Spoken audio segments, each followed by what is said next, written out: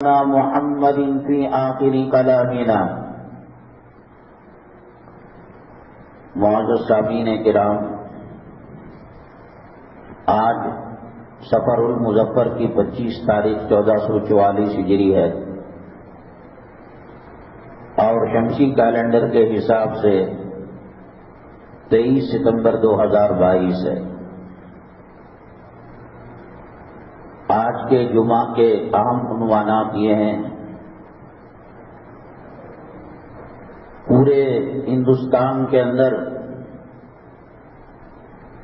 جو چرچے ہو رہے ہیں وہ عربی مدارس کے ہو رہے ہیں۔ اللہ تبارک تعالی کائنات میں سب سے زیادہ عقل اور حکمت جو دیتا ہے وہ نبیوں کو دیتا ہے۔ اس کے بعد پیغمبروں کے جو جتنا قریب رہتا ہے، جیسے صحابہ کرام ہیں، اور امت محمدیہ میں جو پیغمبر کے جتنے قریب ہیں صلی اللہ علیہ وسلم، وہ بھلے سے پیون لگے کپڑوں میں، چیتڑوں میں رہتے ہوں اور دیکھنے میں کوئی بڑی شخصیت نظر نہ آتے ہوں، لیکن اللہ تبارک تعالی حکمت اور علم اور دانائی سے ان کو نوازتا ہے۔ حضرت اقدس حضرت مولانا اشرف علی تھانوی رحمۃ اللہ علیہ، مولانا قاسم نانوتوی رحمۃ اللہ علیہ، یہ جو بڑے اکابرین تھے، مولانا رشید احمد گنگوئی، مولانا الیاس صاحب رحمۃ اللہ علیہ، ایسا لگتا تھا کہ ان کے جسم میں خون کم ہے اور علم اور حکمت اور دانائی زیادہ ہے، اور اللہ کے مقبول بندے ہونے کی جو علامت بھی یہی بتائی گئی ہے، من یرید اللہ بہ خیرا یفقہہ فی الدین، اللہ جس کے ساتھ بھلائی چاہتے ہیں دین کی سمجھ مرحمت فرماتے ہیں۔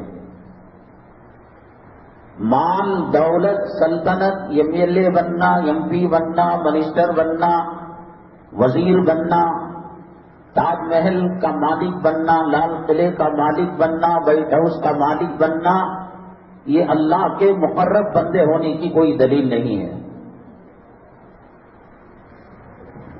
ہندوستان کے بادشاہوں میں جہانگیر جو بادشاہ گزرا ہے، اس کی جو بیوی ملکہ نور جہاں ہے، اس نے اپنی زندگی میں 4 سال میں اپنی قبر کے لیے جگہ بنائی۔ وہ جو قبر کے لیے جگہ بنائی اس نے، آج کے بڑے بڑے اپارٹمنٹ، خوبصورت محل اس کا مقابلہ نہیں کر سکتے۔ حالانکہ اس نے فارسی میں شعر لکھا اور اس کو یہ اندیشہ تھا کہ میری تدفین کے بعد میری مزار اجڑی اجڑی سی رہے گی، اور ویسا ہی ہے۔ اس کے باوجود یہ بڑی بڑی تاج محل ایسی عمارتوں کو چھوڑ کر وقت کا کروڑ پتی ملکہ نور جہاں کی قبر کی جگہ کی عمارت کو ٹکر نہیں دے سکتا، تو کیا وہ ولیہ ہے؟ وہ رابعہ بصریہ کا مقابلہ کر سکتی ہے؟ شداد کو، حامان کو، قارون کو، فرعون کو دولت دی اللہ نے، سلیمان علیہ السلام کو دی اللہ تعالیٰ نے، یہ کوئی علامت نہیں ہے۔ حضرت قاسم نانوتوی رحمۃ اللہ علیہ، اس زمانے کے اندر نانوتا سے جو دیوبند آتے تھے، وہ بڑی گاڑی ہوا کرتی تھی، یہ ہاتھ سے کھینچنے والا رکشا جو بھی تھا، تو حضرت کو دیکھ کر لوگ یہ سمجھتے تھے کہ یہ کاٹن اور روئی سے کپڑا بنانے والا بنیا ہے، اور حضرت سے پوچھتے کہ آج کاٹن کا، سوت کا، روئی کا کیا بھاؤ ہے اور کیا قیمت؟ لگتے نہیں تھے، سیدھے سادی زندگی۔ جس کا اندر کچھ نہیں ہوتا وہ باہر کا بنا کر پریشر، عظمت اور اپنا روپ ڈالنے کی کوشش کرتا ہے۔ الیکٹرانک میڈیا کے اندر واٹس ایپ، فیس بک وغیرہ میں حضرت مدنی رحمت اللہ علیہ کی تصویر ہے، حضرت تھانوی رحمت اللہ علیہ کی، مولانا الیاس صاحب، واللہ عالم صحیح ہے غلط ہے، ان کے متعلقین بتائیں گے جنہوں نے ان کو آنکھوں سے دیکھا تھا اور دیکھنے والے بھی خال خال رہ گئے ہیں۔ حضرت تھانوی رحمت اللہ علیہ لگتے ہیں کسی گاؤں کے کھیت کے کسان ہیں، کوئی ٹکر نہیں لیتا تھا ان سے، علم میں، حکمت میں، سائنس و ٹیکنالوجی میں، قرآنی حدیثی علوم کے اندر۔ اللہ تعالیٰ نے یؤتی الحکمت من یشاء ومن یؤت الحکمت فقد اوتی خیرا کثیرا، اللہ جس کو چاہتے ہیں یہ نوازتے ہیں۔ ہندوستان کے اندر مدارس عربیہ کا جو سروے شروع ہوا، میرے خیال میں کون سی جمعہ ایسی نہیں تھی کہ جس کے اندر میں نے یہ بات کہی کہ اب سن رہے ہیں جمعہ، اب نماز پڑھ رہے ہیں، اب تو بھی ڈالے ہوئے ہیں، اب اذان ہو رہی ہے، اب مدارس کے اندر قال اللہ قال رسول کی صدائیں لگ رہی ہیں، آگے کا بھروسہ نہیں۔ پی ایف کے ایف ڈی پاپولر فرنٹ والے ان کو پابندی کی بات کر رہے ہیں اور 100 سے زائد گرفتاریاں ان کی ہوئی ہیں۔ ان کے لائر ہیں، ان کے ایڈوکیٹ ہیں، ان کی کورٹ کی سیاست کی ایک ونگ ہے۔ وہ خواب و خیال میں بھی نہیں سوچ سکتے تھے کہ ایسا وقت ان کے اوپر آئے گا۔ ہم نے جے نگر نین بلاک کی نورانی مسجد میں اس تعلق سے بیان دیا تھا کے ایف ڈی کی حقیقت۔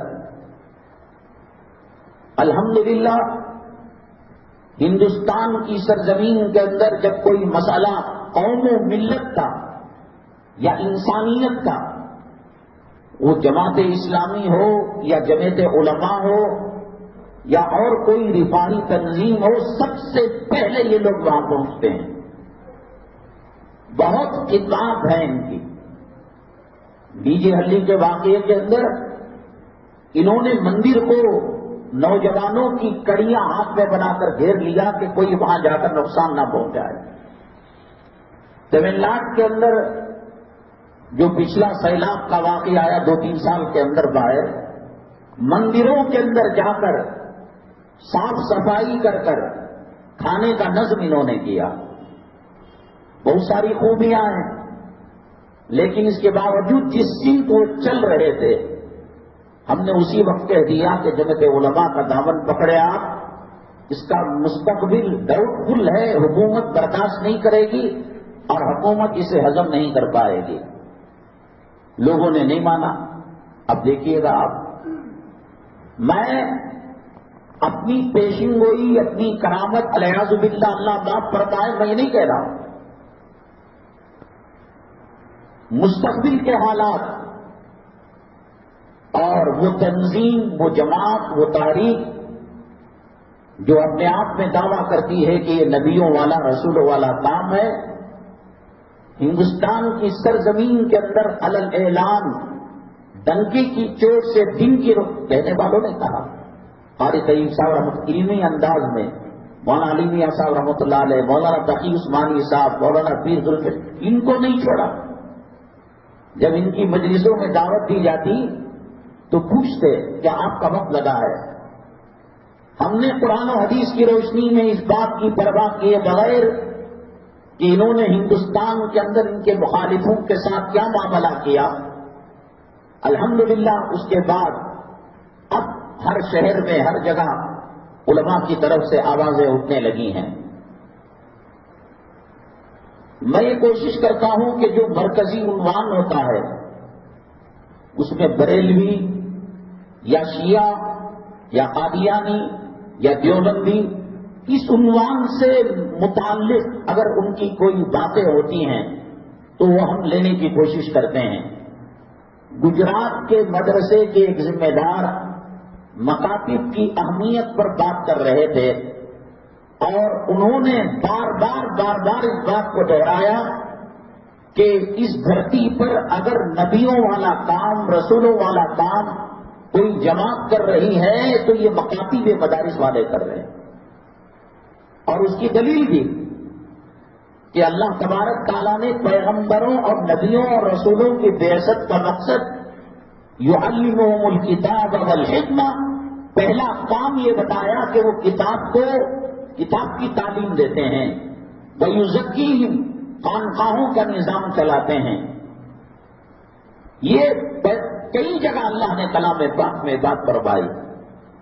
وہ جو مسئلہ ہے، چوہوں نے میٹنگ کی کہ بلی آئے تو پتہ کیسے چلے، کہا کہ اس کے گلے میں گھنٹا ڈال دے، آواز سن کر پہچان۔ سوال یہ تھا کہ کون ڈالے گا؟ الحمدللہ اب جگہ جگہ علماء اس بات کو کہنے لگے ہیں اور بتانے لگے ہیں کس چیز کی کیا شرعی حیثیت ہے۔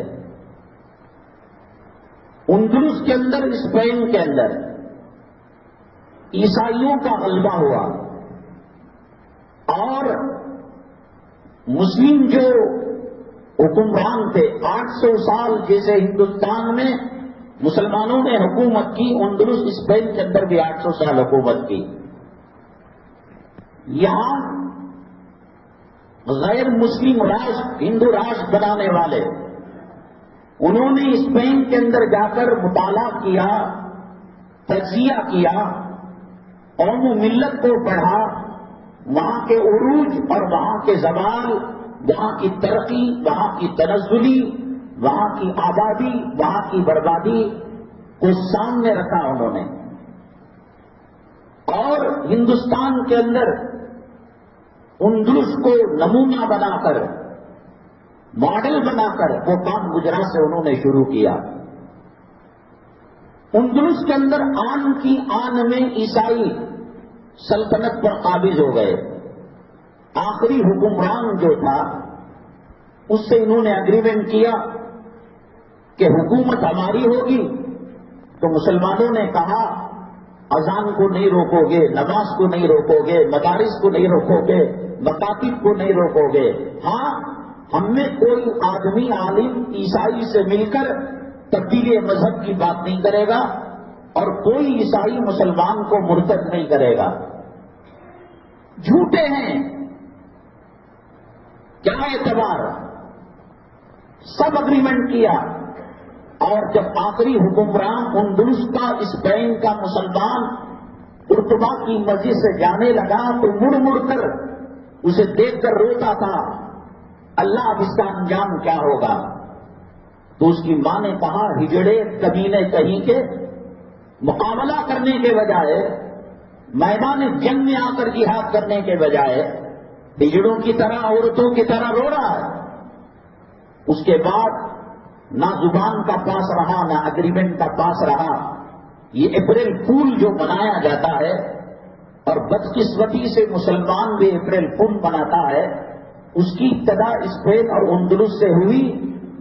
1 اپریل کو انہوں نے کہا یہاں مسلمانوں کو مارا جا رہا ہے، قرآن پڑھنے نہیں دیا جا رہا ہے، اذان بھی نہیں جا رہی ہے، یہاں نماز کی اجازت نہیں ہے، یہاں اپنی اسلامی تشخصات کے ساتھ رہنے کی کوئی سبیل نہیں، کوئی شکل نہیں ہے، آؤ ہم تم کو ایک ایسے جزیرے میں لے جا کر آباد کرتے ہیں کہ جہاں تم جو چاہے کر سکو، اسلامی ملک بناؤ، اپنا پاسپورٹ بناؤ، اپنی کرنسی بناؤ۔ بہت ہزاروں کی تعداد ان کا بائیکاٹ کیا مسلمانوں کا اندلس میں۔ 800 سال تک جہاں مسلمانوں نے حکومت کی، اس قرطبہ کی مسجد پہ اذان دینے کی اجازت نہیں تھی، عبادت کرنے، ایگریمنٹ میں تو سب کچھ مان لیا۔ ان کا اور کفار کا، اسلام مسلمان دشمن یہود و نصارہ، ان کی نہ زبان کا بھروسہ ہے، نہ ان کے ایگریمنٹ کا بھروسہ ہے، نہ ان کے قانون کا بھروسہ ہے، نہ ان کے عدل و انصاف کے پیمانے کا بھروسہ ہے۔ تو بڑی جہاز کے اندر سوار کر لیا مرد عورتوں کو، کہا کہ جا کر ہم تمہیں کسی جزیرے میں بھیج دیں گے یا یورپ بھیج دیں گے یا کسی ملک کے اندر جو قریبی ملک ہے وہاں لے جا کر بیچ سمندر میں آ کر اس کشتی کو الٹا کر کر چھوٹی کشتی میں بیٹھ کر خود آ گئے اور اس کے بعد پانی میں ان کو ڈبو دیا اور کہا اپریل فول، اپریل کے اندر ہم نے بیوقوف بنایا تمہیں۔ آج مسلمان وہ کام کر رہا ہے۔ اندلس کے اندر اور ہندوستان کے اندر ایک فرق انہوں نے پڑھا، جو اس کا معائنہ کرنے گئے تھے، انسپیکشن کرنے گئے تھے۔ ہمارے علماء ایک اسٹیج پر 4 بیٹھ جائے، اب نماز کے بعد یوٹیوب کھول کر دیکھتا، سیرت کانفرنس، میلاد کانفرنس، تحفظ جمہوریت کانفرنس اور کوئی بھی مذہبی جلسہ انہیں تقریر کرتا رہا تو انہیں پون منگلیاں کر لے کو بیٹھے رہتا، اسے بے عزت کرنے کے واسطے۔ سورت غریز بنا کو بیٹھے رہتا ہے، گویا وہ تقریر ہی نہیں کر رہا ہے، اور بات کرے اس کے سامنے گھڑی دیکھتا ہے، اس کی تقریر ختم ہو جانے بول کر۔ یہ لوگ ان کے تانے بانے، ان کے نیچے سے لے کر اوپر تک انسپیکشن کرتے ہیں، معائنہ کرتے ہیں۔ اندلس آن کی آن میں عیسائی حکومت میں کنورٹ ہو گیا، فوراً اذان بند ہو گئی، فوراً نماز بند ہو گئی، فوراً حج کا کوٹا ختم ہو گیا، سب کچھ اگریمنٹ تھا۔ مسلمانوں کا جینا 2 بر ہو گیا، سمندر میں مار کر ان کو ڈبایا گیا، تباہ برباد کیا۔ ہندوستان آزادی کے 75 سال بعد بھی ایسا نہیں ہو سکا، اس کا انہوں نے معائنہ کیا، تجزیہ کیا۔ وجہ یہ تھی اندلس اسپین کے مدرسے اور علماء بہت پہلے انہوں نے ختم کر دیے، پٹری بچھا دی، اب گاڑی کا ٹرین کا چلنا آسان ہو گیا، اب پانی بچھا دیا، آبی جہاز کا چلنا آسان ہو گیا۔ ہندوستان کے اندر انہوں نے مدرسوں کے رہتے ہوئے کوشش کی، یہ مولانا قاسم نانوتوی رحمۃ اللہ علیہ، مولانا محمود الحسن رحمۃ اللہ علیہ، مولانا امداد اللہ مہاجر مکی رحمۃ اللہ علیہ، حضرت شیخ الاسلام مدنی نور اللہ مرقدہ، جب ہندوستان انگریزوں سے آزاد ہوا، یہ کمبخت جاتے جاتے بھی اس بات کی انہوں نے کوشش کی، چلو ملک تمہارا ہوا، سلطنت تمہاری ہوئی، مملکت تمہاری ہوئی، ہم جا رہے ہیں، لیکن انہوں نے کوشش کی کہ عیسائی مبلغوں کو یورپ سے، امریکہ سے بلا کر مسلمانوں کو مرتد کرنا چاہا۔ ہر کوئی گھر ایسا نہیں تھا جس گھر کا کوئی فرد گرفتار نہ ہوا ہو، کالے پانی کو نہ گیا ہو، جیل کو نہ گیا ہو، شہید نہ ہوا ہو، ٹوٹ چکے تھے مسلمان۔ 100-150 سال تک یہ لڑتے رہے، جہاد کرتے رہے انگریزوں کے خلاف، پوری طاقتیں جواب دے چکی تھیں، فائنانشیل، مالی اعتبار سے، جسمانی اعتبار سے۔ اب انہوں نے اس کا فائدہ اٹھایا، مرتد بنو گے، انجینئر سے نکاح کریں گے، ڈاکٹر سے نکاح کریں گے، اپارٹمنٹ بنا کر دیں گے، بنگلہ بنا کر دیں گے، وظیفہ دیں گے۔ جب ہمارے اکابرین نے اتقوا فراست المومن فإنہ ینظر بنور اللہ، میں نے آپ کو بتایا اس دھرتی پر، زمین کے اوپر، آسمان کے نیچے سب سے زیادہ حکمت والے، عقل و دانش والے یہ نبی کریم صلی اللہ علیہ وسلم کے وارثین ہیں۔ جب علماء نے دیکھا اسی مئی کے مہینے میں دارالعلوم دیوبند ایک انار کے درخت کے نیچے 2 محمودوں سے یہ کہہ کر شروع ہوا کہ ہم ہندوستان کے اندر کسی کو مرتد ہونے نہیں دیں گے، ان کے عقائد کو مضبوط کریں گے، ان کا رشتہ کلام پاک سے مضبوط کریں گے، ان کا تعلق علماء سے بنا کر رکھیں گے۔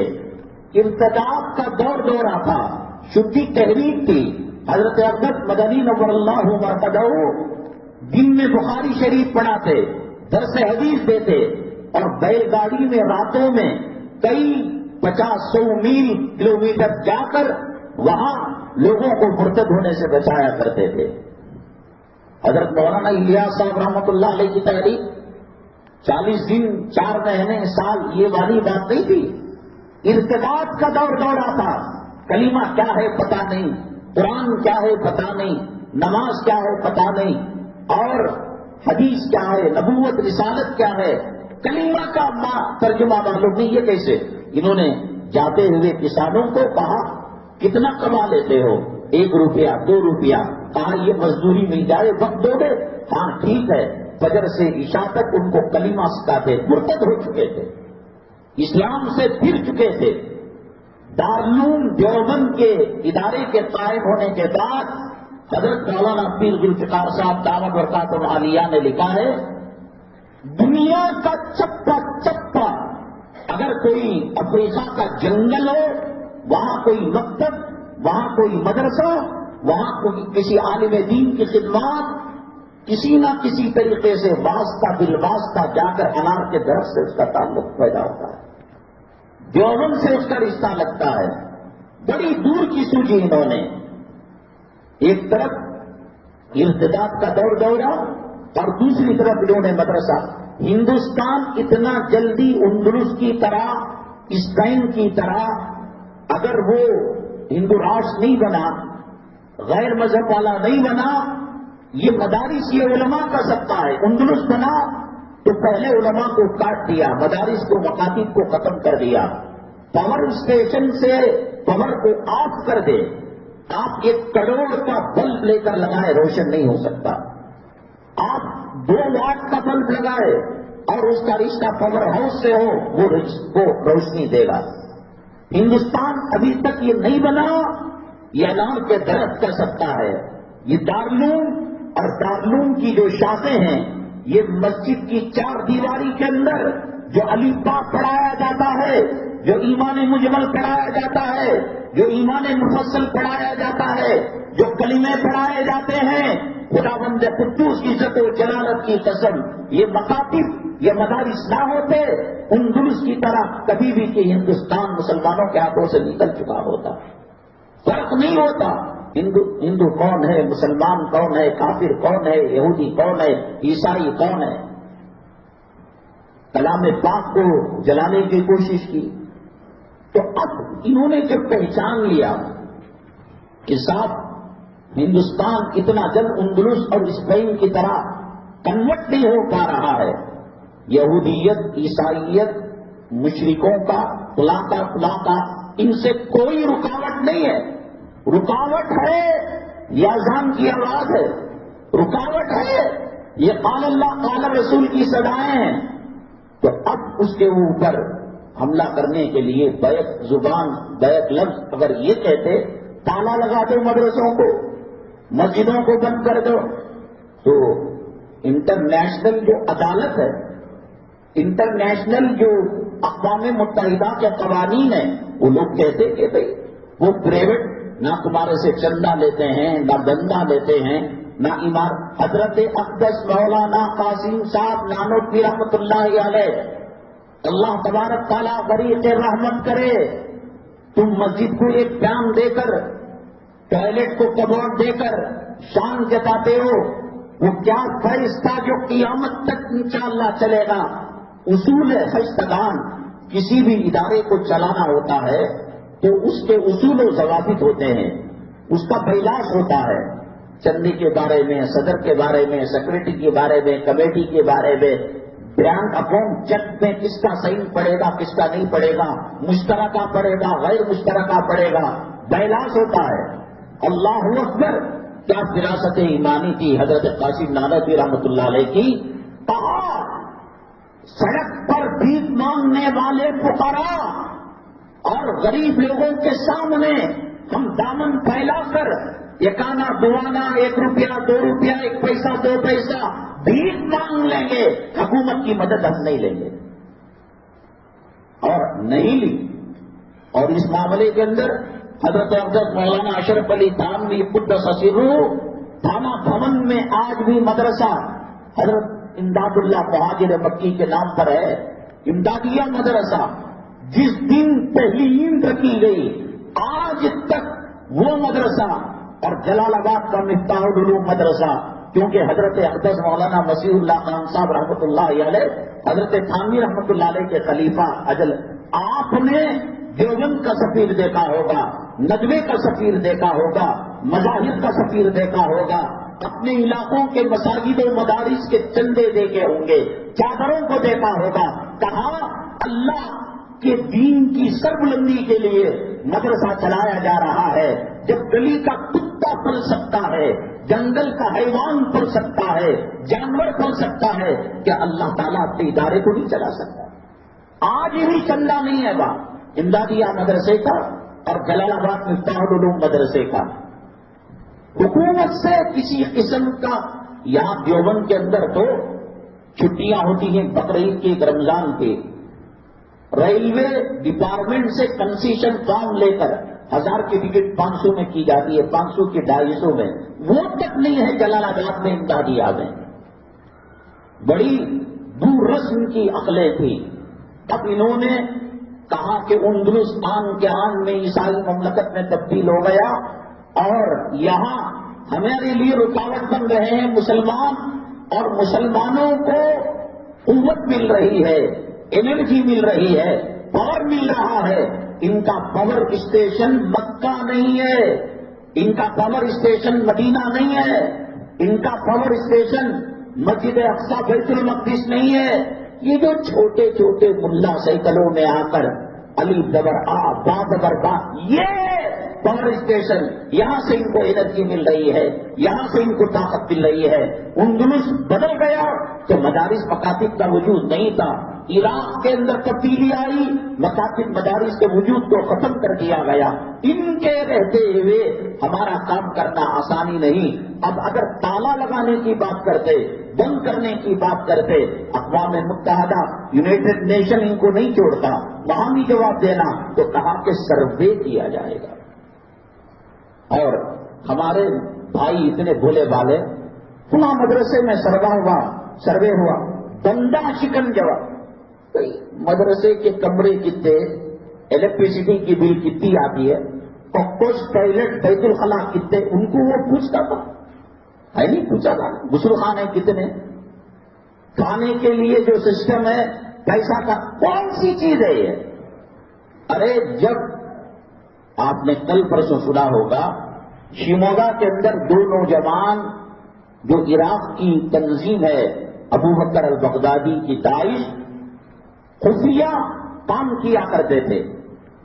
ہندوستان کی انٹیلیجنس عرب اور اسرائیل کے بعد بہت پاورفل ہے۔ کون مولوی کیا تقریر کرتا ہے، کون تجارت کی آڑ میں کیا کرتا ہے، بالکل 7 پردوں کے اندر رہ کر بھی اگر حکومت مخالف کوئی کام کیا جاتا ہے یا جہادی تنظیموں سے پکڑتے ہیں، یہ نہیں ہے اسپیشل سیل ہے، اے ٹی ایس ہے، ان کی یہ کھلے ہوئے مدرسے، اور نہ جانے کتنے مدرسوں میں کتنے غیر مسلم اسلامی حلیہ اپنا کر، اسلامی شکل اپنا کر پڑھتے ہوں گے۔ ان کو ککشوں کا پتہ نہیں کہ کتنے ٹوائلٹ ہیں، ان کو یہ پتہ نہیں کہ چندہ کہاں سے آتا ہے، سب معلوم ہے۔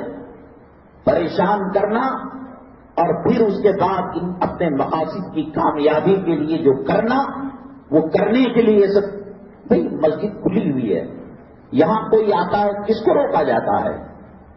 دارالعلوم کے اندر حضرت مولانا عبد الخالق صاحب مدراسی دامت البرکاتہم العالیہ یوں کہتے تھے، اس درس کے اندر خدا جانے کتنے سی اے ڈی موجود ہیں، مخبر موجود ہیں۔ ہماری جب گرفتاری ہوئی تھی، ٹاٹا نگر کے سمی عبد السمی نام کا ایک لڑکا تھا، اب اس کو پتا ہو گیا تھا کہ اب قانون کے ہاتھ ان کے شکنجوں میں پھنس جاؤں گا، جمشید پور ٹاٹا نگر کا جماعت میں چلا گیا، وہ میوات کے اندر تھا، تو خفیہ ایجنسی محکمے کا ایک مسلمان وہاں جا کر معلوم کیا کہ جماعت میں گیا ہے، کون سی جماعت ہے، اب کہاں سب معلوم ہو جاتا ہے، وہ مرکز سے۔ میوات کے اندر وہ جماعت تھی، وہ لڑکا اس جماعت کے اندر محکمہ خفیہ ایجنسی کا اس کے اندر شامل ہو گیا، سب کچھ دیکھ رہا تھا، امیر صاحب کیا بول رہے ہیں، غریب صاحب کیا کر رہے ہیں، کھانا کہاں سے آتا ہے، کیا ان کا منشور ہے، کیا ان کے عزائم ہیں، کیا ان کے ارادے ہیں۔ جب 100% یقین ہو گیا کہ یہ لڑکا وہی ہے اور ان کے حساب سے قانون کے خلاف، تو اس کو انہوں نے پکڑوا دیا۔ تو مدرسوں میں ہمارے پاس کیا پیمانہ ہے؟ کون سا چٹی کھول کر ختنہ دیکھنے کا ہے، کون سا افیڈیوٹ دیکھنے کا ہے؟ بچے بڑے تو گز بول کر سام کو بھی لے لیا، لاٹھی کو بھی لے لیا، رسی کو بھی لے لیا، تعداد بڑھ رہی ہے، پڑھنے دو۔ ان کے نیک ارادے کہ اگر ہم ان کو ریجیکٹ کر دیں گے، خدا نہ کرے اگر یہ مر جائے گا تو اللہ سے کہے گا ہم تو دین سیکھنے گئے تھے، محترم نے بگا دیا۔ گجرات کے ایک مدرسے میں ایک پروگرام میں جانا ہوا اور وہ مدرسے کے بڑے بزرگ محترم تھے، ان کے بارے میں وہاں کے لوگوں نے بتایا کل سالانہ جلسہ 15 شعبان کو، شب برات کو، 14 شعبان کو کوئی آتا داخلے کے لیے، کالج میں داخلہ جون کے مہینے میں، اسکولوں میں، کالجوں میں، وہ الگ الگ مہینے ہوتے ہیں، اتنے دن میں آئے نہ آئے کوٹا ختم ہو جاتا ہے۔ کل 15 شعبان کو اس کا سالانہ جلسہ، 14 شعبان کو ایک لڑکا آتا ہے اس کو داخل کر لیتے، تو ان کے ساتھی کہتے ہیں حضرت کل تو چھٹی ہے۔ کہا کہ وہ 24 گھنٹے میں یہاں طلبا کی جو ہوا لیا اور ان کی صحبت جو اختیار کی اور قال اللہ قال رسول کی سدائیں جو کان میں گئیں، شاید کہ یہی چیز اس کی مغفرت کا سامان ہو جائے۔ میں ریجیکٹ کر دیتا، دل میں شیطان وسوسہ ڈال کر رکشہ چلانے والا ہو جاتا، تو غلامی مزدوری کرنے والا ہو جاتا اور پھر علم دین سے محروم ہو جاتا۔ اللہ کو کیا میں جواب دوں گا؟ یہ مدارس اور یہ مکاتب، یہ پاور اسٹیشن ہیں، یہ مسلمانوں کو مسلمان باقی رکھنے میں یہاں سے انرجی ملتی ہے۔ انہوں نے اس کو پہچانا اور پہچاننے کے بعد اب کہا کہ مین سوئچ کو آف کرنا پڑے گا، پاور اسٹیشن کے اندر پاور کو ڈاؤن کرنا پڑے گا، مشینوں کو پابندی لگانی پڑے گی۔ تو اس کے بعد کچھ لوگوں نے یہ سمجھا دیکھو یہ اپنی ذاتی رائے ہے، یہ کوئی قرآن کی آیت کا ترجمہ نہیں ہے، حدیث کا ترجمہ نہیں ہے۔ علماء نے اس سلسلے میں غور و فکر کیا کس بنیاد پر یہ مدارس کے بعد دیکھو مدرسے کو دیکھنا کوئی مشکل کام، میں نے کہا نا ٹاٹا نگر کی جماعت میں جا کر وہ بچنا جماعت آج یہاں رہتی ہے، سوا ہگلی رہتی ہے، پرسوں بیلگام رہتی ہے، پرسوں بیلگام رہتی ہے، اب پرسوں بیجاپور۔ تو وہ لڑکا نے سوچا کہ بھئی گھومتا رہوں گا ان کی گرفت، وہاں جا کر پکڑا، جماعت کے اندر چلتا رہا اور جب تیقن ہو گیا انفرادی باتوں کے اندر کہ اس کے اندر یہ جذبہ ہے اور یہ مواد پڑھتا ہے، یہ کتابیں پڑھتا ہے اور بچنے کے لیے آیا ہے، تو جماعت کا ساتھی سمجھ کر تو مدرسوں کا علم ڈاٹا ان کے پاس کیسے نہیں ہوگا، ان کے پاس اس کا علم کیسے؟ یہ کوئی پوچھنے والی بات، ٹوائلٹ کتنے، حمام کتنے، چندہ کتنا آتا ہے، کتنے طلبا کی بھیس کے اندر جاسوس پڑتے ہوں گے۔ یہ اس کو بعض لوگوں نے، علماء نے یہ سمجھا، بڑے بڑے اداروں والوں نے۔ میں کہہ رہا ہوں کہ میں ان کے جوتوں کی خاک کو سرما بنانے کے لیے تیار، لیکن آپ نے دیکھا ہوگا معذرت کے ساتھ سیدنا امام ابو حنیفہ رحمۃ اللہ علیہ، ان کے جو شاگرد تھے امام ابو یوسف، امام ظفر، امام محمد رحمہ اللہ تعالی، لاکھوں شاگرد ہیں، چمکنے والے یہ 3 تھے جو حضرت کی وراثت کو لے کر گئے۔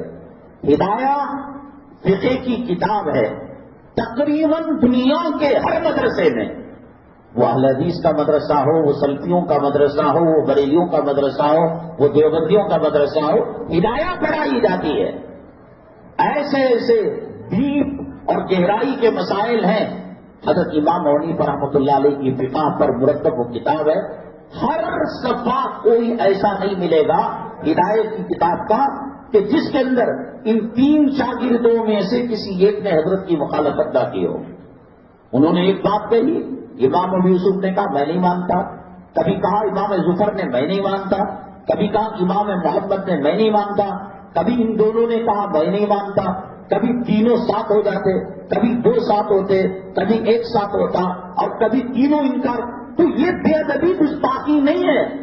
آپ کہیں گے کہ فلاں تنظیم اتنی بڑی تنظیم ہے، 200 مدارس کے علماء آئے تھے، ہزاروں طلباء آئے تھے اور دارالعلوم دیوبند ام المدارس الہامی مدرسہ ہے۔ دیکھیے ایک اظہار رائے ہوتا ہے، جیسے امام ظفر، امام محمد اور امام ابو یوسف رحمہ اللہ تعالیٰ نے رائے سے اختلاف کیا، گنجائش ہے، ہم ان کا ادب کرتے ہیں، احترام کرتے ہیں، لیکن یہ جو فیصلہ لیا گیا کہ عصری تعلیم کو ہم اپنے مدرسوں کے اندر جوڑیں گے، یہ ہضم ہونے والی بات نہیں ہے۔ عصری تعلیم SLC تک کی، اس سے پہلے دعوت و تبلیغ کے نقطۂ نظر سے جب ذاکر نائک صاحب نے اسکول شروع کیا، سلیبس شروع کیا، ان کو خوش ہونا چاہیے تھا۔ ہے تو قرآن کا مدرسہ، ہے تو مولوی کا مدرسہ، ہے تو ملا کا مدرسہ، فنڈ دینا چاہیے تھا، سبسڈی دینی چاہیے تھی، عمارت بن کر قوم کو میڈیکل دینا، قوم کو ایجوکیشن دینا، یہ حکومت کی ذمہ داری ہوتی ہے، حکومت کا کام ہے۔ آپ لیبیا چلے جائیں، سوڈان چلے جائیں، ملیشیا چلے جائیں، سعودی چلے جائیں، جو سٹیزن ہیں، اقامہ جن کے پاس شہریت کا ہے، حکومت ان کو ایجوکیشن کا پیسہ دیتی ہے، میڈیکل کروڑوں لاکھوں روپے کا علاج اور آپریشن حکومت دیا کرتی ہے۔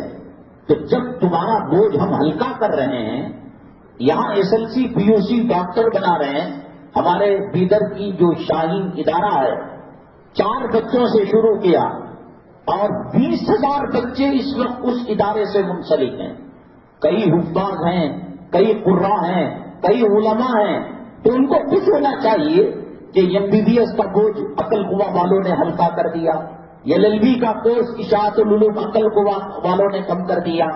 ہمارے ادارے وہ ان کا معیار نہیں ہے۔ اردو اسکولوں میں جو ٹیچر پڑھاتے ہیں خود ان کو اپنی ایجوکیشن پر، درس و تدریس پر، اپنی اسکول پر اتنا بھروسہ نہیں ہے کہ آپ ہزاروں اسکولوں میں سے کسی اسکول کی ٹیچرنی یا ٹیچر میل فیمیل اپنے بچے کو اپنے ادارے میں پڑھاتا ہوا نہیں، وہ کانوینٹ بھیجتے ہیں۔ ہلکا کیا، اردو ہم نے پڑھایا، انگریزی پڑھایا، انجینئر بنایا، ڈاکٹر بنایا، وہ ان کے پورے ادارے کو بند کر دیا ذاکر نائک کے۔ اب اگر دارالعلوم دیوبند اور دینی اداروں کے اندر اصلی تعلیم کو رکھیں گے تو پہلے تو یہ تھا، جیسے عقل قوا ہے، اشاعت العلوم ہے، بہت بڑا ادارہ ہے، وہاں روٹیاں مشین میں بنا کرتی ہیں۔ دارالعلوم دیوبند کے اندر کل طلبا جتنے ہیں 3,500 4,000 روٹی کھانے والے، اقامت والے، صرف شعبے حفظ کے اندر عقل قوا میں اتنے بچے ہیں، ہزاروں۔ LLB کا کورس بھی کھولا ہے، MBBS کا کورس بھی انہوں نے کھولا ہے۔ تو یہ ہمارے بچوں کو دعوت و تبلیغ کرنے میں پریشانی ہوتی تھی، ہم ٹرین میں گئے، ہم بس میں گئے، ہمیں کنڑ نہیں آتی، تو کیسے ہم نماز کے بارے میں بتائیں، کیسے تو اس نیتوں کے ساتھ گجرات کے بہت سارے مدارس کے اندر، جس میں ہمارا بچے کو بھی بنگلور کا موسم کا، گجرات کا موسم کا، احمد آباد سے 40-50 کلومیٹر پر گڑھا ایک مدرسہ ہے، وہاں ہمارا بچہ، ہم نے اس لیے ہمارے گھر سے اس مدرسے تک 30,000 مدرسے ہوں گے، کیوں؟ کل دعوت و تبلیغ کے لیے کنڑ کی زبان کی ضرورت پڑی، سائنس کی ضرورت پڑی، ٹیکنالوجی کی ضرورت پڑی اور انگریزی میں بات کرنے کی ضرورت پڑی۔ اس نقطۂ نظر سے انہوں نے اپنے نصاب کے اندر بیسک تعلیم کو، ایجوکیشن کو، سرکاری تعلیم کو داخل کیا تھا، ان کو بھی کوئی اعتراض نہیں تھا۔ اب جو داخل کیا جا رہا ہے مدرسوں کی سیکیورٹی کے لیے کہ ان کے دل میں یہ بات آئے، یہ صرف الف با تا نہیں پڑھاتے، یہ اے فار ایپل اور بی فار بال بھی پڑھاتے ہیں، تو ان کا غصہ، ان کی عصبیت اور ان کا جو دلوں کے اندر جلن کینہ ہے وہ کم ہو جائے، اور یہ قال اللہ قال رسول کی جو صدائیں ہیں وہ چلتی رہیں۔ پاکستان جب بنا، حضرت تھانوی رحمۃ اللہ علیہ مسلم لیگ کے ساتھ تھے، حضرت مدنی نور اللہ مرقدہ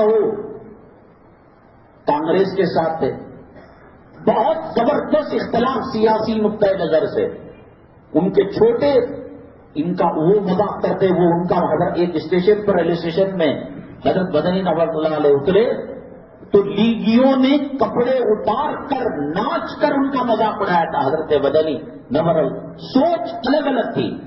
حضرت نے کہا، حضرت مدنی رحمۃ اللہ علیہ ہجرت کے مخالف اس لیے تھے کہ یہاں مدارس لاکھوں کی تعداد میں ہیں، مدارس ہیں، مکاتب ہیں، مساجد ہیں، قبرستان ہیں، اوقاف کی اربوں خربوں کی پراپرٹی ہے. چلے جاؤ گے تو لاش ہو جائے گا، کون ان کو سنبھالے گا؟ مساجد ویران، مدارس ویران ہو جائے. پنجاب میں آج بھی سینکڑوں مساجد ویران پڑے ہیں، یا تو دوسروں نے ان پر گھر بنا لیے، قبضہ کر لیا ہے. وہاں کے علماء نے کوشش بھی کی ہے، کر رہے، اللہ کامیابی نصیب فرمائے. ان کا نقطہ نظر یہ تھا لیگیوں کا، حضرت تھانوی رحمۃ اللہ علیہ کا، یہ کالج جینے نہیں دیتے. اب دیکھو حالات کیسے آ رہے ہیں. جاؤ امن سے رہو، سکون سے رہو. رہ کر وہاں کی گلیاں یاد آتی ہیں. آرام سے اذان دیتے ہوں گے، شبینہ پڑھتے ہوں گے، تہجد پڑھتے ہوں گے، اور جمعہ میں کہتے ہوں گے، فلاں کرتے ہوں گے. اب جب بھوک لگتی ہے، ہوٹل میں کھانے والے، فٹ پاتھ پر کھانے والے کو دیکھ کر رال ٹپکتی ہے.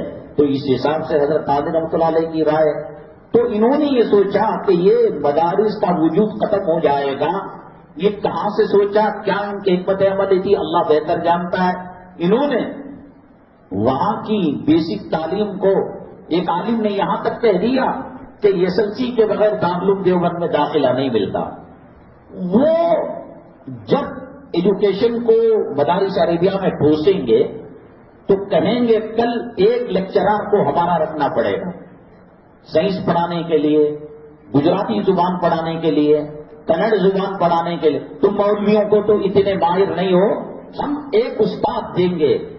اور ابھی اسکولوں کے اندر بعض جگہ پر جب نعتیہ اور اللہ کی حمد کا ترانہ ہوا تو اس علاقے کے لوگوں نے اس اسکول پر کیس کیا.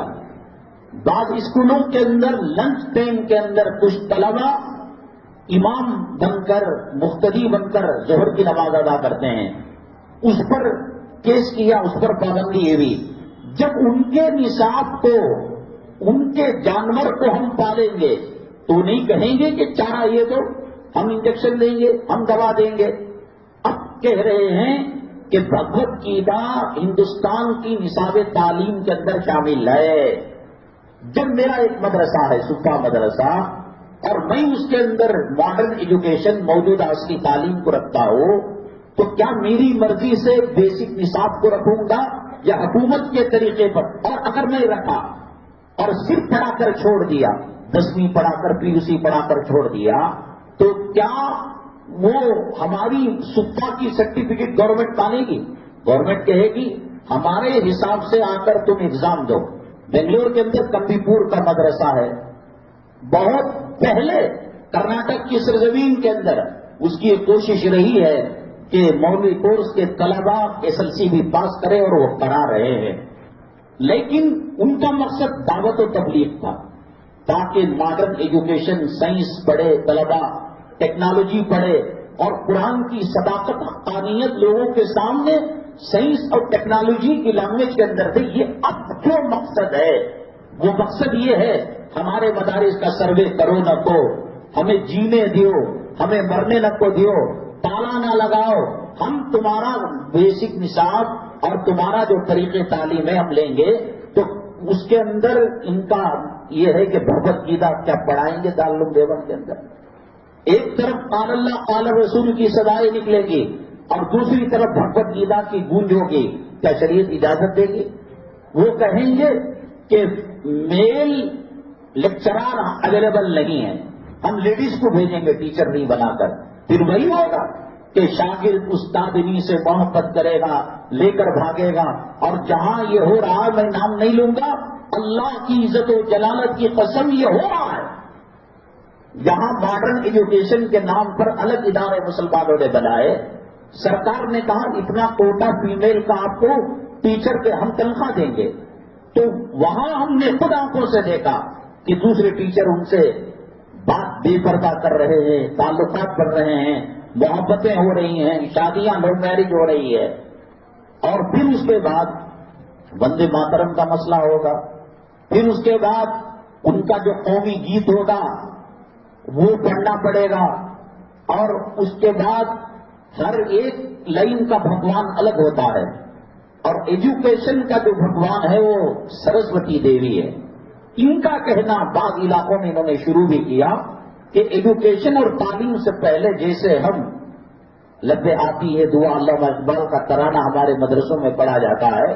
سرسوتی کی پوجا کرائی جاتی ہے اور سوریہ نمسکار کا مسئلہ آئے گا نہیں آئے گا. بغیر ہم ان سے ایڈ لیے کہ ہم اپنا دامن پھیلا کر بھیک لے کر غریبوں کو پڑھا کر اور وہ بھی ریجیکٹ والے بچوں کو انسانوں کو انسان بنایا. ایک ماں باپ کے 5 بچے ہوتے ہیں، ان میں عقل مند بچہ ڈاکٹر بنے گا، انجینئر بنے گا، پروفیسر بنے گا، لائر بنے گا، جج بنے گا، لیکچرار بنے گا.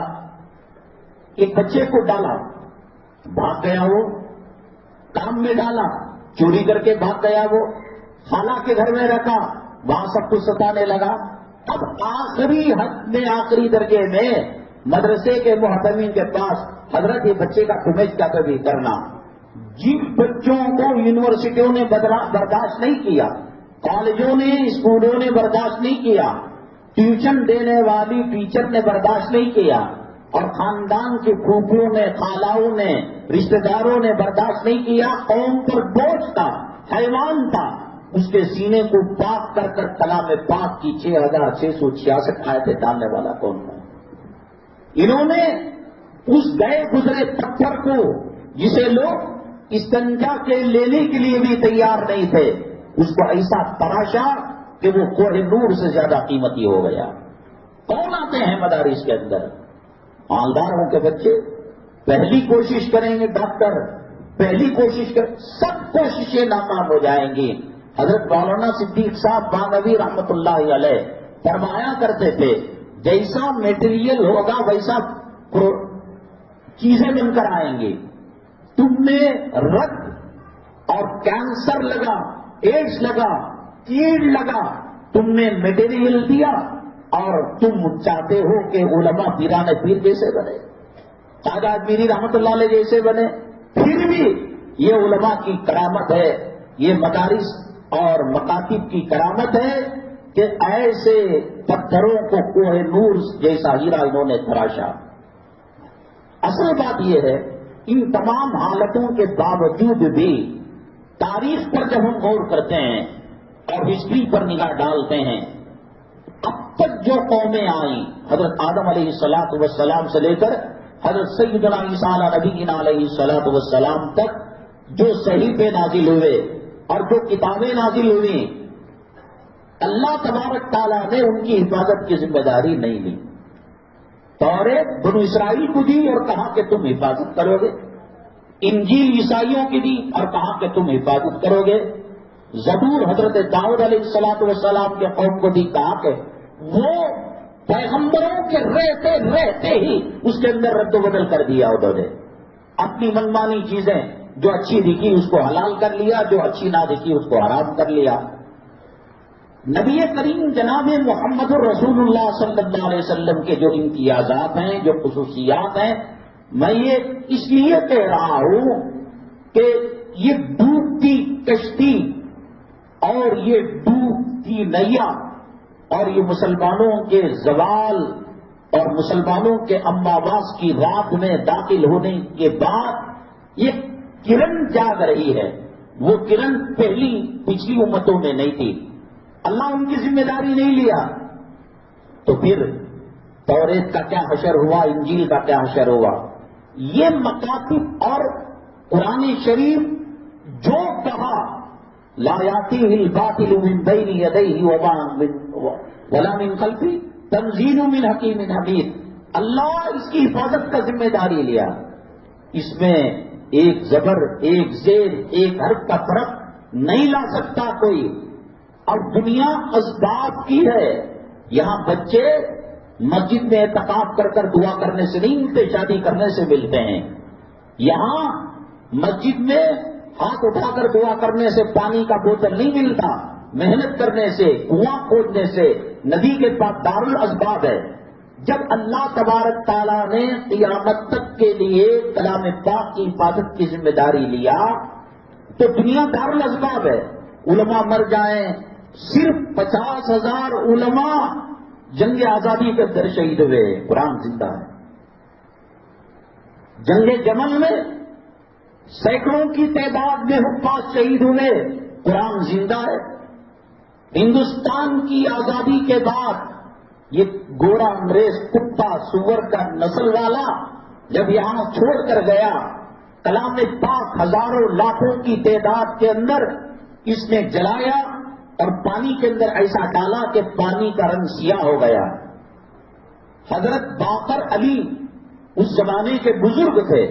ایک انگریز سے ملاقات ہوئی اور کہا کمینے لوفر کتنے کلام پاک تو جلائے گا، تو کلام پاک کتنا زمین سے مٹانے کی کوشش کرے گا. 3 بچے گھر میں تھے، ان کو بلایا، 7 سال کا، 9 سال کا، 11 سال کا. تو کلام پاک کھول کوئی نسخہ، ان بچوں کو بیچ کی آیت پوچھ، پوری سورت نہ پڑھے تو تیری تلوار اور میری گردن ہے. تو کتنے کلام پاک کے نسخوں کو جلائے گا؟ وہ ماؤں کے پیٹ سے نکلنے والے بادردار حافظ کا تو کیا کرے گا؟ پیپر کو جلا سکتا ہے، کاغذ کو جلا سکتا ہے، سینوں کو ختم نہیں کر سکتا. یہ مدارس، یہ مکاتب، یہ علماء، یہ حفاظ اللہ تبارک تعالیٰ کے اسباب حفاظت کا ایک حصہ ہیں. ٹی وی ہے، موبائل ہے، ایک مدر بورڈ ہوتا ہے، ایک آئی سی ہوتا ہے، ایک مائکرو فون ہوتا ہے، ایک ڈسپلے ہوتا ہے. یہ موبائل کے حصے ہیں. ان میں آئی سی چلے جائے گی، ڈسپلے چلے جائے گا، مائک چلے جائے گا، اسپیکر چلا جائے گا، ساؤنڈ باکس چلا جائے گا، موبائل کام نہیں کرے گا. اللہ نے جب ذمہ داری لی، یہ علماء، یہ حفاظ، یہ مکاتب، یہ مدارس، یہ اللہ کی حفاظت کا ایک سسٹم ہے. تم انسانوں سے لڑ سکتے ہو، تم برقوں کو جلا سکتے ہو، تم کلام پاک کو خرد خرد کر سکتے ہو. وہ اللہ نے جو حفاظت کی ذمہ داری لی. جب اللہ تبارک تعالیٰ، یہ تو اللہ کا کلام ہے، یہ تو قرآن مجید ہے. اللہ تعالیٰ نے فرعون کے بارے میں کہا کہ ہم اس کو اگلے لوگوں کے لیے نشانی بنائیں گے. سمندر کا پانی اتنا کھارا ہوتا ہے کہ آپ اس کے اندر جو چیز ڈالے وہ نمک اس کو گھلا کر رکھ دے گا، لوہے کو پگھلا کر رکھ دے گا. ٹائٹینک جہاز اس لیے نہیں اٹھا رہے ہیں کہ سمندر کے کھار کی وجہ سے اس کا پورا سسٹم، اس کا وجود ختم ہو چکا ہے. اللہ نے جب کہا کہ فرعون کو قیامت تک کے آنے والے لوگوں کے لیے نشانی بنائیں گے، 3,500 سال تک وہ سمندر میں جھوکا پورا. آج مصر کے اندر اس کی لاش ہے. جب اللہ فرعون کو باقی رکھنے کے لیے سمندر میں ڈوبنے کے باوجود 3.5 گھنٹے، 3.5 دن، 3.5 مہینے، 3.5 سال نہیں، 3,500 سال تک سمندر میں اللہ نے اس کو باقی رکھا. اور آج بھی وہ جو احرام مصر کے اندر ان کے فرائین کے مجسمے ہیں وہ کیمیکل لگا ہوا ہے، لیکن فرعون کا مجسمہ مصر کے میوزیم کے اندر کیمیکل نہیں لگا ہوا ہے. اللہ نے وعدے کو پورا کیا نہیں کیا فرعون کے بارے میں؟ جب اللہ فرعون کے وعدے کو پورا کیا، خداوند قدوس کی عزت و جلالت کی قسم، ان اندھیری راتوں میں، ان فتنوں میں، اس دشمنی اور عصبیت کے ماحول میں، یہ قدم قدم پر کانٹوں کے بچھائے جانے کے باوجود دنیا کی کوئی طاقت ان مکاتب، ان مدارس، یہ علماء، یہ حفاظ اور ان سے جڑے لوگوں کو ختم کرنا تو دور کی بات، ایک الحمدوں کے زبر کو ختم نہیں کر سکتے. اس گئے گزرے زمانے کیوں توریت کی حفاظت اللہ نے ذمہ داری نہیں لی؟ فرعون کو کہا تو باقی رکھ کر بتایا، قرآن کو کہا تو یہاں جو حالات آئے اندلس کے اندر یہ ٹیمپرری ہیں.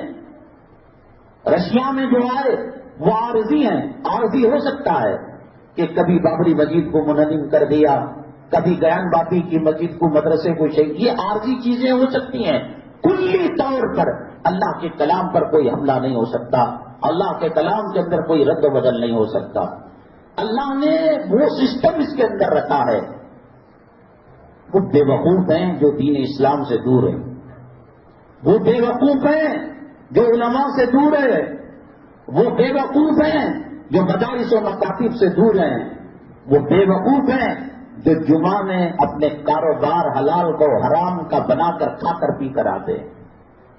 اللہ تبارک تعالیٰ کلام پاک کی تو جو سچائیاں، جو صداقتیں ہیں، جنت کا جتنی مرتبہ تذکرہ، جہنم کا اتنی مرتبہ تذکرہ، جتنی مرتبہ فرشتوں کا تذکرہ، شیطان کا اتنی مرتبہ تذکرہ، دنیا کا جتنی مرتبہ تذکرہ، آخرت کا اتنی. یہ بیلنس یہ اللہ ہی کا کلام کر سکتا ہے، انسان کا بنایا ہوا کلام یہ نہیں ہو سکتا. یہ جو گویے گاتے ہیں ان کی جو دھن ہوتی ہے، کلام پاک کا تسلسل ان دھنوں سے بھی بھرا ہوا ہے. اس کے اندر کوئی چیز ایسی نہیں ہے جو سائنس سے ٹکرا رہے. سائنس توبہ کر لے گی، ٹیکنالوجی توبہ کر لے گی، لیکن مسواک اپنی جگہ وہی رہے گا، تسبیح اپنی جگہ وہی رہے گی، سرما اپنی جگہ وہی رہے گا. اس کے اندر کوئی رد و بدل نہیں. کل کہتے تھے الومینیم کے برتن میں پکانا، کوکر کے اندر پکانا، آج کہہ رہے ہیں کہ اس سے کینسر پیدا ہوتا ہے. کل کہتے تھے سورج ٹہرا ہوا ہے، زمین گھومتی ہے. یہ بدل رہے. قرآن الف لام میم سے لے کر من الجنۃ والناس تک نہ ظاہر بدلا ہے نہ باطن بدلا ہے. اور ایسی لچک اس کے اندر رکھی ہے کہ گانوں کے شوقین، فلموں کے شوقین اور کھلاڑیوں کے کھیل کے شوقین ان کو ریکارڈ بھول جا سکتے ہیں. کس کے پاس سنچری ہے، کس کے پاس فیلڈنگ کیچ ہے، کون وکٹ کیپر ہے. لیکن اللہ کے قرآن میں چونکہ اللہ نے ذمہ داری لی، وہ لچک رکھی ہے کہ وقت ضرورت اللہ تبارک تعالیٰ ایسا میموری پاور دیتے ہیں کہ دنیا کے لوگ حیران پریشان رہ جاتے. حضرت مدنی نور اللہ برقدہ حضرت شیخ الہند رحمۃ اللہ علیہ کے ساتھ جیل میں تھے. رمضان آیا، بڑے آزردہ افسردہ حضرت شیخ الہند رحمۃ اللہ علیہ نے کہا کبھی میرا رمضان تراویح میں کلام پاک کے بغیر نہیں گیا. حافظ نہیں تھے آپ، حضرت شیخ الہند رحمۃ اللہ علیہ حافظ نہیں تھے. کہا کہ حضرت دعا کیجیے، روزانہ ایک پارا یاد کرتے 29 دنوں کے اندر 30 راتوں میں کلام پاک کے حافظ ہو گئے. یہ دنیا کی کسی کتاب کے اندر یہ لچک نہیں. پہلے ہوائی جہاز نہیں تھا، تیز رفتار سواریاں نہیں تھی. بحری جہاز کے اندر جاتے، رمضان سے پہلے نکل جاتے، وہ ڈاوا ڈول ہو کر کبھی ہوا مخالف چلی کبھی مخالف چلی، باندھ جیسے ہوتا تھا ویسے وہ چلایا کرتا تھا. 4 چیچے گئے، کفن ساتھ لے لیتے، معافی تلافی ہو جاتی، سب کچھ ہو کر اچ کو جاتے تھے. حضرت اقدس مولانا قاسم صاحب نامتی نبر اللہ برقدہ حج میں جا رہے تھے پانی کی جہاز کے اندر. کئی 100 علماء تھے، لیکن اتفاق کی بات کوئی حافظ قرآن نہیں تھا. رمضان المبارک آ گیا. حضرت نے کہا فکر مت کیجیے، بس دعا کیجیے. روزانہ سوا پارا یاد کرتے اور تراویح میں سنا دیتے. ہے کئی دنیا کی کتاب، کوئی توریت کا حافظ، کوئی انجیل کا حافظ، کوئی برنابس کا، اور کوئی جو موجودہ آسمانی کتابوں کے رکھنے والے رامائن مہابھارت. دکھاؤ تو صحیح. اللہ تبارک تعالیٰ نے وہ لچک اللہ کے کلام میں رکھی ہے، کمزور سے کمزور دماغ والا بھی اس کے دریچے کھل جاتے ہیں. مولانا یوسف صاحب، مولانا لدھیانوی رحمۃ اللہ علیہ، عطا اللہ شاہ بخاری رحمۃ اللہ علیہ سفر کر رہے تھے. اب سفر کے آدمی ادھر ادھر کے قصے بیان کرتا ہے، ٹائم پاس کرتا ہے، دینی مسائل کے اندر بحث کرتا ہے. مولانا لدھیانوی رحمۃ اللہ علیہ نے عطا اللہ شاہ بخاری رحمۃ اللہ علیہ کو کہا کہ حضرت ایک واقعہ پیش آیا. پاکستان کے اندر ایک عالم ہیں، ان کا نام ہے حافظ محمد قاسم رحمۃ اللہ علیہ. پرنٹنگ کمپیوٹر سے ٹائپنگ سے نہیں ہوتے، ہاتھ سے کلام پاک کو لکھا کرتے تھے. اور 800 سال دور حکومت اور اس کے بہت بعد تک یہ جو جہیز کے اندر آپ نے دیکھا ہوگا کہ سالہ سر پر قرآن لے کر سب سے پہلے جاتا ہے، یہ کہاں سے آیا؟ 800 سالہ دور حکومت اور اس کے بعد کئی سالوں تک بچی کا بیاہ اس وقت تک نہیں ہوتا تھا کہ جب تک وہ ہاتھ سے کلام پاک کے 30 پارے نہیں لکھ لیتی. نوش والے بھی پوچھتے کیا پڑھ کر ہے، کیسا پڑھ کر ہے، پکانا آتا، سینا آتا، قرآن کہاں لکھی ہوئی ہے. تو جب سستی قائل کس طریقے سے اللہ تبارک تعالیٰ اپنے کلام پاک کی حفاظت کر رہے. اور یہ واقعہ ناقابل فہم ہے اگر بزرگان دین نے بیان نہ کیا ہوتا. ہاتھ سے لکھے جاتے تھے. قاسم صاحب رحمۃ اللہ علیہ ہاتھ سے کلام پاک لکھا. چونکہ کلام پاک کا معاملہ ہے، حساس ہونا چاہیے. ایک زبر ایک زیر کی غلطی سے کہیں نہ کہیں کچھ نہ کچھ ہو جائے گا. پورے ہندوستان، پاکستان، بنگلہ دیش، افغانستان کے اندر، ہندوستان کے اندر ایک ہی شخصیت تھی، ان کا نام تھا احمد شاہ۔ قاسم جو ہے تصحیح کرنے والے، احمد شاہ لکھنے والے، قاسم رحمت اللہ علیہ ہندوستان میں تھے، تو کہا کہ چلو ان سے جا کر ہم جو ہے تصحیح کرا لیں گے۔ تو وہ اندھے تھے، اندھے سے کلام پاک کی تصحیح، اسے صحیح کرنے کا کام اللہ لے رہا ہے۔ تو گئے کاتب لکھنے والے احمد شاہ رحمۃ اللہ علیہ، سلام کلام، حضرت کیا ہے؟ میں قرآن ہاتھ سے لکھا ہوں، یہ قرآن کا مسئلہ ہے، اب یہ پرنٹنگ میں جائے گا، اس کو صحیح کرنا ہے، تو آپ تو نابینا ہیں، میں ایک کام کروں گا، میں پڑھوں گا۔ تو الحمدو کو الحمدہ انہوں نے لکھا ہے، تو آپ کہہ دیجئے کہ یہ بے شک میں صحیح کر لوں گا۔ وہ ناراض ہو گئے قاسم صاحب جو صحیح کرنے والے تھے، ہندوستان کے عالم تھے، اور پاکستان ہندوستان کے علماء نے کہا ان کے علاوہ اب کوئی صحیح کرنے والا رہے۔ انہوں نے احمد شاہ رحمۃ اللہ علیہ کاتب سے کہا کیا دنیا میں ایک ہی طریقہ رہ گیا ہے صحیح کرنے کا کہ تم کرو گے اور میں کہوں گا؟ یہ تو کوئی بھی کر لے گا، کوئی حافظ ہے، میرے پاس کیوں ہے؟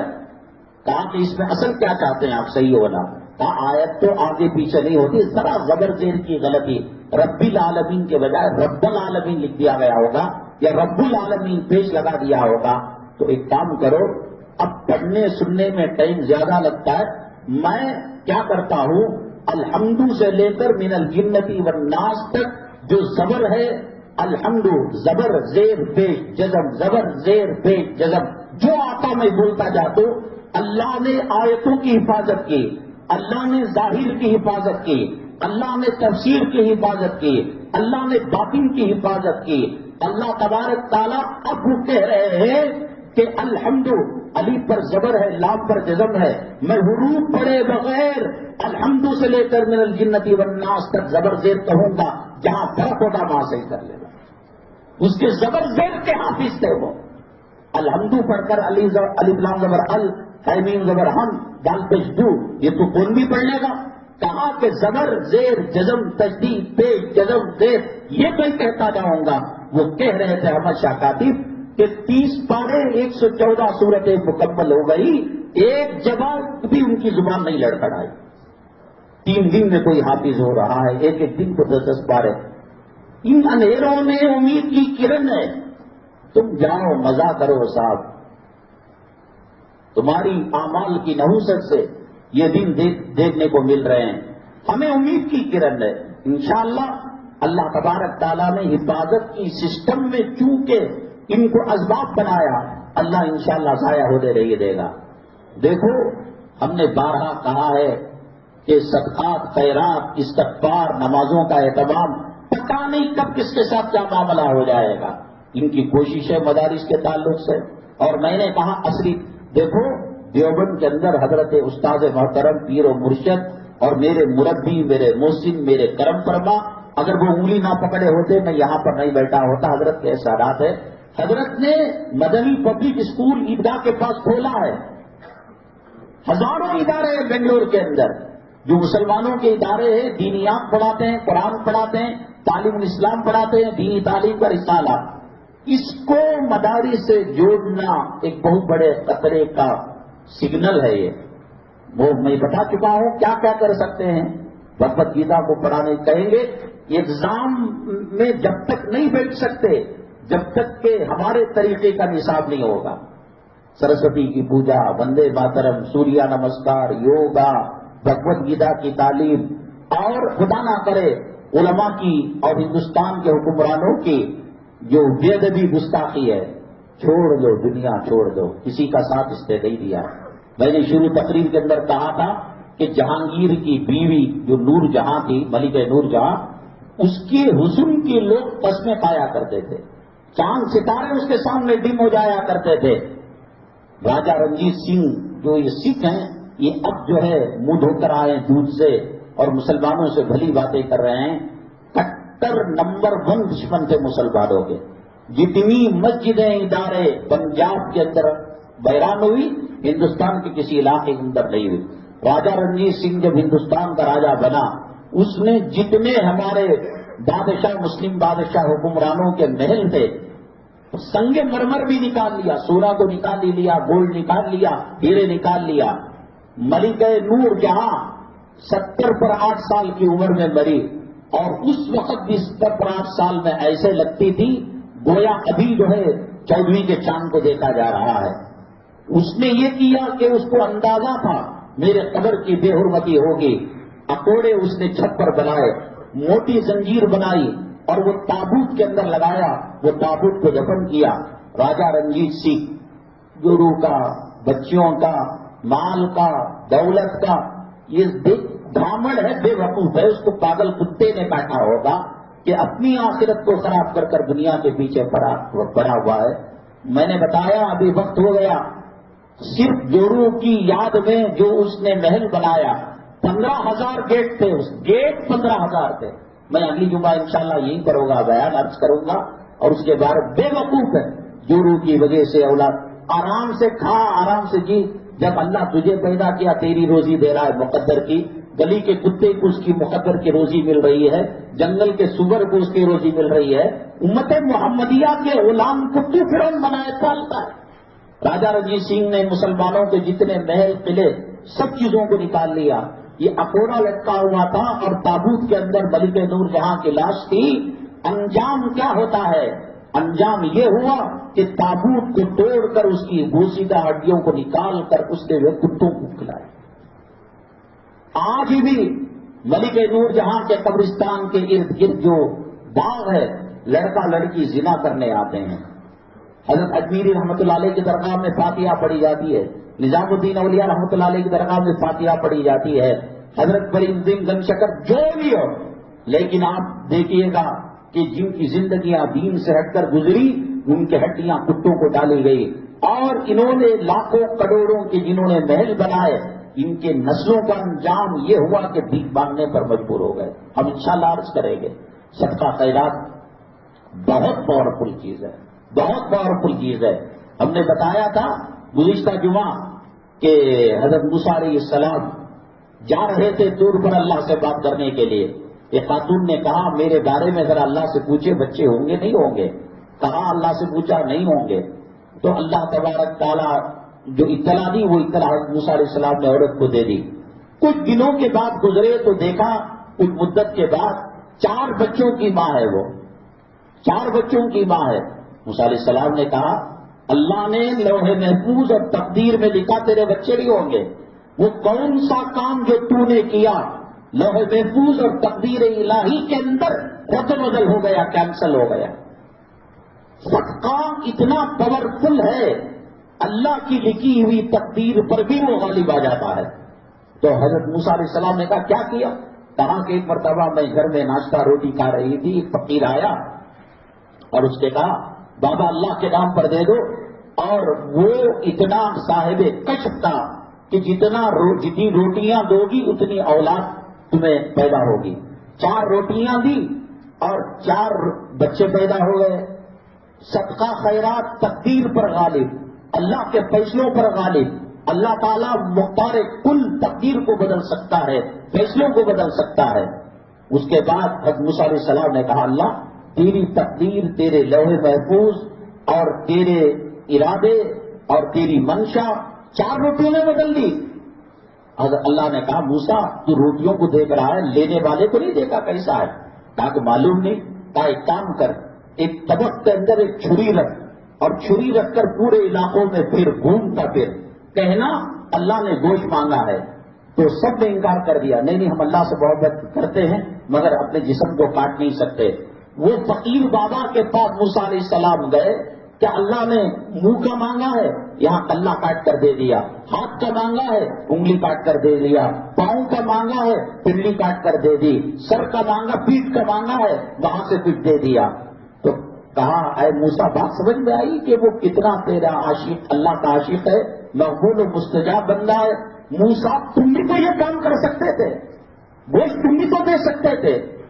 तो पूरे इलाके के अंदर मेरे इतने करीब था कि 4 रोटियों की वजह से मैंने उस औरत की तकदीर को बदल दिया। सबका खूब करो, खैरात खूब करो, अपनी हैसियत के मुताबिक गरीबों को खिलाओ पिलाओ। हदीस में आता है कि एक खजूर का दाना اللہ تبارک تعالیٰ جہنم کو آگ کو بجھا دیتے ہیں۔ حضرت خالد بن ولید رضی اللہ تعالیٰ عنہ کو کہا جاتا ہے کہ اللہ کی تلوار ہے، اور جتنی جنگوں میں گئے اکثر جنگ میں یہ جیت جاتے تھے۔ ایک علاقہ غزوہ موتا میں ہے یا کسی اور جگہ، کئی مہینوں سے، سال بھی ہو رہا ہے، جنگ جیت نہیں پا رہے، تو فوجیوں سے کہا کہ آپ روزہ رکھو، افطاری میں سحری میں دعا کرو۔ ایک دن روزہ رکھا، افطاری میں دیکھا کوئی چیز ندارت، پوچھا غلام سے بھئی کیا قصہ؟ کچھ بھی افطاری میں نہیں۔ خیر ٹھیک ہے، پانی سے روزہ کھول لیا۔ دوسرے دن یہ ہوا، تیسرے دن یہ ہوا۔ غلام نے قسم کھائی، اللہ کی قسم میں رکھتا ہوں آپ کی افطاری، کھجور رکھتا ہوں، شربت رکھتا ہوں، میوے رکھتا ہوں۔ تو حضرت خالد بن ولید خیمے میں چھپ کر بیٹھ گئے کہ یہ رکھتا نہیں ہے یا رکھتا ہے کچھ اور ہوتا ہے۔ تو دیکھا یہ کتا آیا ہے، اور اس نے دسترخوان کو فولڈ کیا، موڑا اور لے کر جنگل کی طرف گیا۔ حضرت خالد بن ولید رضی اللہ تعالیٰ پانی سے افطاری کر کے کتے کے پیچھے پیچھے گئے، تو دیکھا کہ پہاڑ کے اندر ایک سرنگ ہے، وہاں سے کتا اندر داخل ہوا۔ وہ کتا افطاری لے کر جو سرنگ کے اندر گیا، وہ سبب بنا قلعے کو فتح کرنے کا۔ کیسے انشاءاللہ اگلی جگہ عرض کریں گے۔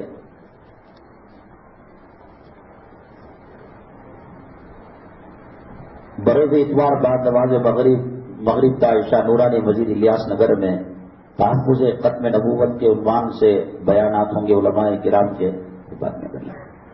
آپ سے شرکت کی درخواست کی گئی ہے، اور اسی طریقے سے جمعرات کے دن عصر سے مغرب تک شیواجی نگر ہری مسجد میں یہ موجودہ جو زمانے کے احوال ہیں، اس زمانے میں عمرے کے لیے لوگ جاتے ہیں حج بیت اللہ کے لیے، تو اس کے تعلق سے اہم بیان ہوگا۔ آپ سے بھی شرکت کی درخواست کی گئی ہے۔ اللہ تعالیٰ سے دعا کریں، اللہ تعالیٰ ہمارے علماء، ہمارے مشائخ، مدارس، مکاتب، مساجد، دینی اداروں کی اللہ حفاظت فرمائے، اور ایک زندہ واقعہ صدقہ اور خیرات کرنے کا ہمارے مقتدیوں اور ساتھیوں میں سے پیش آیا، انشاءاللہ اسے بھی اگلی جمعہ عرض کریں گے۔ باقی الحمدللہ رب العالمین۔